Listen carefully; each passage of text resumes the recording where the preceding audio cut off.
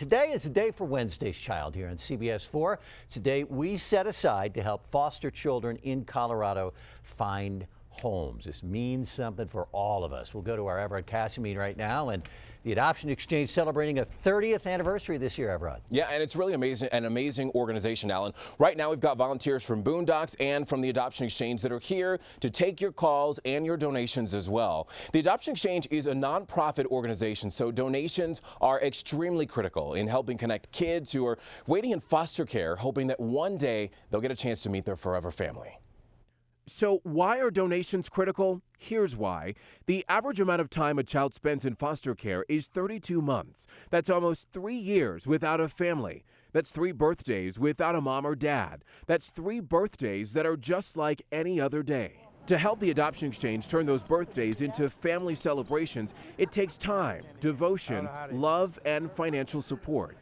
$1,800 is how much the Adoption Exchange needs every year to provide the critical services necessary to connect just one child with a loving family. That's $1,800 per child a year. That's money needed for someone to pick up the phone and answer questions from a prospective parent. That's money needed to recruit families, teach parent education classes, respond to website inquiries, host adoption parties, and more. And your donations also help to ensure that all of the services provided by the Adoption Exchange are absolutely free to the families that are looking to adopt. The phones are ringing right now, and of course you can help us make those dreams come true. Every single donation counts. The number to call is at the bottom of your screen, 303-831-4357. Again, that's 303-831-4357.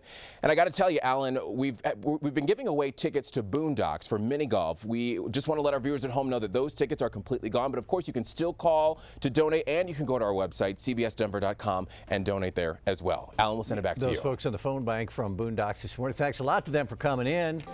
It's a day for Wednesday's Child right here on CBS 4, and today is a day that we celebrate the stories of new families coming together. And right now we're joined by one of those families. We have Ty, Sari, Danica, Jake, and their new daughter and sister, Ayana. Welcome to all of you, and thank you for joining us this afternoon. Thank you. First of all, Ty, can you tell us, why did you decide to adopt? Well, actually our faith led us to adopt. Through God's gift of adoption that he's given us through Jesus, we know that we can share that with other people by extending our home, opening our home to someone who needs a mom and a dad. And God has led us to the Adoption Exchange, and then ultimately to Ayana. And we just absolutely love your story here at CBS 4. Sari, can you tell us, how did the Adoption Exchange help you in the adoption process?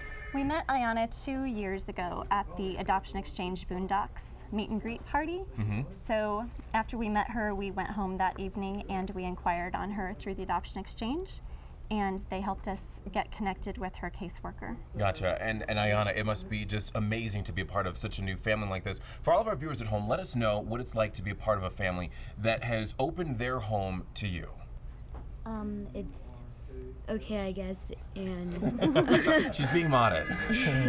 And I guess when I first came, took a while to settle in, but after a while, it felt like I was one of theirs. Gotcha. And we just love hearing stories like this. And you guys must be pretty excited to have a new sister, right? Yeah, we love her. She's amazing. Gotcha. We just love stories like yours, and we appreciate all the work that you guys do. Ty, for people watching at home thinking about adoption, Sure. Why should they adopt?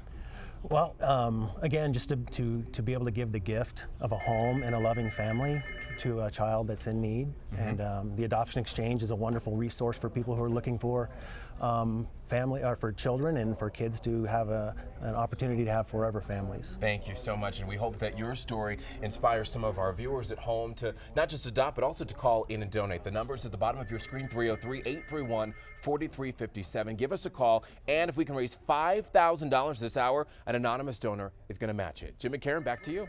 Hope we get there. Everett, great to hear the phones ringing. We want to take a final look at the tally on the big board. We have raised over $105,000, and we are actually getting a call in right now. A person is pledging an extra $5,000. So we are at just over $110,000. That deserves a huge round of applause. We thank everyone for donating today. Jim and Karen, back to you. That is so great. All right, thanks, Everett. Flames devour this home. I think our house is gone. A massive wildfire is burning in Larimer County tonight. And tonight, the evacuation orders have expanded. The fire even cut short a wedding party. Several members of that party captured pictures of the wall of smoke as they drove away. Despite an on-air and ground attack, the blaze is still torching acres of trees. Right now, the High Park fire is out of control. We begin tonight with breaking news on a massive wildfire that's burning unchecked tonight in Larimer County. Hello, I'm Tom Mustin. And I'm Kathy Walsh. The High Park wildfire is rapidly spreading, and there are concerns tonight that some people may be trapped inside the burn area. Here's the latest on the fire. It has torched 5,000 acres and is 0% contained. The flames have burned 10 structures. Copter 4 spotted one home engulfed in flames. It's unclear how many homes have been evacuated, but the sheriff says 800 emergency notifications have been sent out. The fire is burning in the foothills 15 miles west of Fort Collins. It started in the Paradise Park area. This evening, though, that blaze has jumped across Stove Prairie Road. We're covering all angles of that fire tonight. Stan Bush is talking with evacuees, but we start off with CBS 4's Howard Nathan, who's been talking with fire authorities. Fire in a field east of Aurora. Law enforcement destroys explosive materials found inside the home of the suspect in the movie theater massacre. The technicians did just a marvelous job. This as police learn more about his elaborate plan. And if you think we're angry, we sure as hell are angry. Tonight, how he put together his arsenal and the crush of emotions as we remember those who lost their lives. Hundreds of sports fans are helping carry on the legacy of one of the shooting victims. Jessica Gawi was shot and killed in the shooting. She was an aspiring sportscaster who always wanted to help. Baseball stuff, catcher's equipment, bats, rollerblades. By the carload, they came to the Pepsi Center, dropping off their old sports equipment. From the avalanche, yeah. After the High Park and Waldo Canyon fires, Jessica Gawi wanted to help the victims. Then she lost her life in the Aurora movie theater shootings. But her dream is now becoming a reality. The Precious Child Charity teamed up with Jessica's family and Cronky Sports to collect used sporting gear. It will be donated to kids who lost everything in the fires. My daughter would have gone, Jessica's mother, Sandy, couldn't be happier with the turnout and the support from the Mammoth, Avalanche, and Nugget stars who all lent a hand. I mean, without the support for the fans, we couldn't basically do what we do as our job. And we got to come back and support them when they're in need or a crisis. It's a little thing we can do for our people here who need the help a little bit. Events like this are bittersweet for Sandy and husband Lonnie. The outpouring of love and charity is amazing. We have been destroyed by our own tragedy. To see a community pull together to find the good and to find the light in the darkness is really very moving and very special. Jessica's old hockey equipment was given away as well. A special gift from a young woman gone too soon. Thank you all.